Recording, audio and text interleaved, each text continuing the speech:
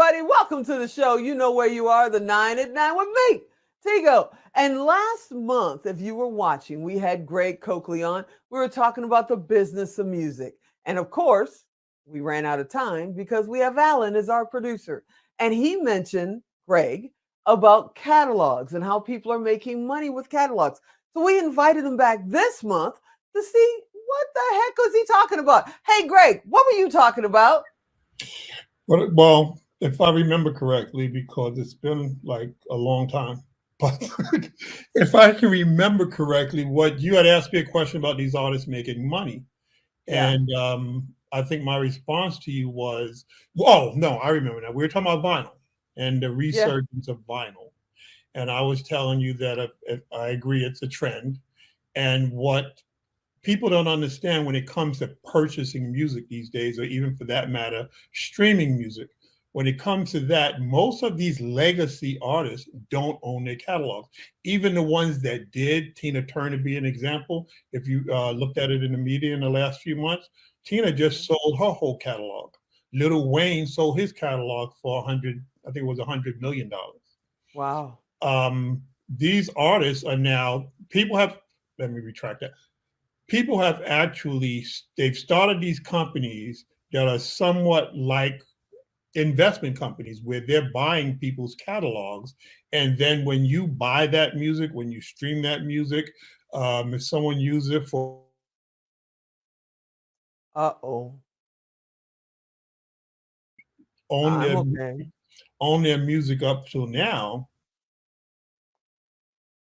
He's dropping big time. they've sold out. They've sold their music. They've sold their music for a myriad of reasons. Nobody actually knows why Tina sold her catalog, but for a lot of reasons, they make a decision that it's worth selling as opposed to holding on. I'm pretty sure COVID had something to do with Tina selling her catalog. Now, what With, makes you say that? What would COVID have to do with her selling your catalog? I'm just curious. she can't tour. She can't go anywhere to make money from her music. So Oh, bear in mind that Tina doesn't live in America. Tina lives in right, Switzerland. right. So she's not going to do it anytime soon.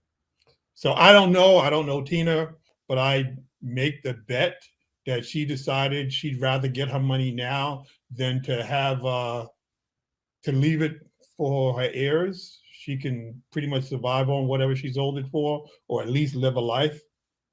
So a lot of artists are making that decision. Lil Wayne sold his catalog pre before COVID. He made that decision, I'm sure, based on $100 million in the hand right now versus whatever he'll make over his lifetime. No, I Uh, can understand that. As I talk to film people, we're talking about a couple of films that we're looking at. And now what's trending is series because the more content, the more you're on your catalogs, the more valuable it is. So even on the film and television production side, everybody's talking about catalogs and being able to have a good stock of content so you have something to offer. So if you're out there and you're in your second album, I personally don't think you're going to get $100 million if you're on your second album. You're talking about people that have been in this industry for decades. yes, yes. Okay. I mean, Tina's been in the industry for over half a century. Yeah. But how does somebody, I mean, Little Wayne, he's been in it for what, 20 years, 15, 20 years? Something Is it like. because he's such he writes so much? Is that what it is? No, What I makes his think what catalog so valuable? I think with Little Wayne, they were looking at, as opposed to him, the people that purchased his music was looking at how hot is music now and how it is now and how valuable it will be in the future. They're literally like the stock exchange betting on Little Wayne's music being around for the next half a century. And they will make the money off of that as it goes on. Just think about his genre of music and the kids that listen to it. You have songs that you grew up on that when you hear them, you remember things that get you Yep. excited. These Yep. kids are going to do the same thing. So, say 20 years from now, there's a movie or commercial and they play Lil Wayne's music, it's going to get their attention. So, they're betting on the fact that Lil Wayne's music is going to be more valuable in the future. And I think Lil Wayne just capitalized on that bet.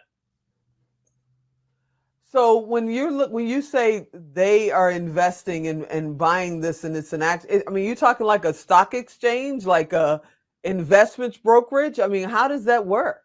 It works more like like a brokerage company. I'm not going to name any of name. I'm not going to name any of the companies, but there's about three big ones. Okay. One company actually raised $1 billion to purchase music. Wow. Wow. That's amazing. Okay, I'm going to shift gears on you because you and I talked about this next subject. I don't know, probably 100 times over the last 20 years, where indie artists are doing cover songs. And now there is a cover band television show coming on. Have you seen the trailers for that? No, I haven't. It's literally what you and I have been talking about for 20 years. they are bringing bands in and they're deciding who's the best Earth, Wind and Fire cover band, who's the best Tina Turner cover band, who's the best, Chicago cover band. And I'm sitting there going, man, we talked about that for years. Why is it? I know it's because they don't own the rights, but neither does the artist. Why is it so hard for independent artists who do cover songs to break out of that and get their original music even heard? Because most artists are artists. They don't want to do covers. They feel it demeans them. They think their music is so great. Why am I going to play someone else's music? People need to hear my music and see how great I am. And unfortunately, a lot of these artists don't understand that you can get more people to pay attention to you if you introduce yourself by something that they already know. It's kind of like if you went to a networking event, you're at a big networking event and you're there alone. So you're running around, stumbling around, trying to get people to read your name tag and know who you are. But all of a sudden you walk into that same event with, let's say, Tina Turner. How many people are going to pay attention to you now that you're with Tina? Oh, everybody. Right. Everybody. Now you are the man or the woman because how are you connected to them? How did you get connected? So that brings up a question. If you're just getting started or if you've been struggling for years, how do you get into the right environment in front of the right people? We're talking 2021. It's a whole nother world now than it was in the past. So it's easier. I won't say it's easy, but it's much easier now. Just like you said about the movie and film industry, what young artists need to do now is get as much content out there as possible. So many barriers have been taken down since my day of the music industry, where you had to get someone to get your music on radio, and you had to get, you got somebody to license your music, and hopefully you can get a commercial or get it on a TV show. Nowadays, you have social media where you have 4 major social media networks that you can get your music up on for free. You own it, you can put it up there. Just get it out there, whether it's you performing it live, whether it's a music video, whether it's you strumming a guitar in your living room. Just get your music out there as much as possible, because the more ears that can hear it, the more opportunity that you have, and who knows what can come from that opportunity. I bear in mind that Justin Bieber was found on YouTube. Yeah.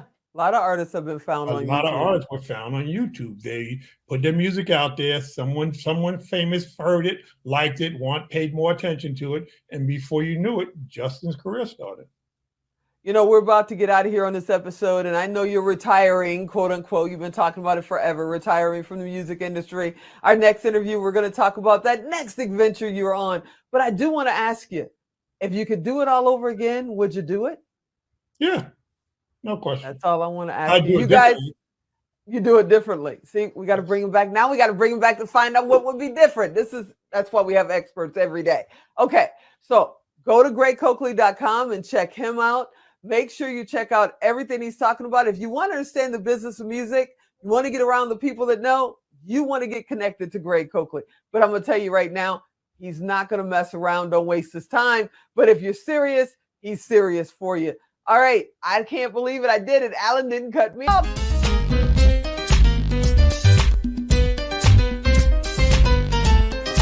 Well, I was excited, and then Alex cut me off. Hey, everybody, I hope you enjoyed this episode. I hope you'll check out the next time Greg Coakley's on the show. And as always, I'm Tigo. I'll talk to you next time.